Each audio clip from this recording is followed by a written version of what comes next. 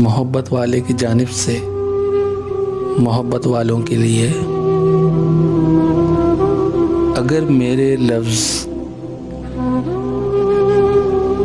तेरी आँखों से अश्क बनकर गिरे नहीं हैं, अगर मेरे लफ्ज़ तेरे होंठों पे गीत बनकर खिले नहीं हैं, अगर मेरे लफ्ज़ नारसा हैं कि मेरी पलकों की टहनियों से मेरे लहू का कोई भी पत्ता तेरी नीली सी नींद की झील के बदन पर गिरा नहीं है, वो दायरा ही बना नहीं है मैं जिसमें जुड़ते उधड़ते रिश्तों को ढूंढ लेता।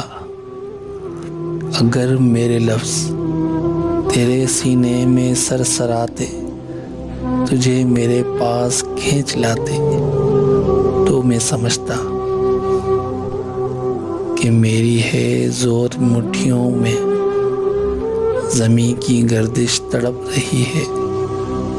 यूं ही सही फिर चलो मेरे लफ्ज़ नारसा हैं, मगर ज़माने बदलते रहते हैं और ये दिन रात ढलते रहते हैं। मेरे दिल में उम्मीद की एक किरण जिंदा है, जो किसी दिन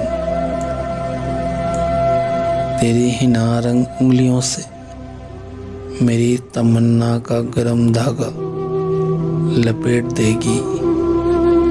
इसी दिसंबर में तेरी झोली से सर्द मेहरी का सब स्वेटर समेट लेगी।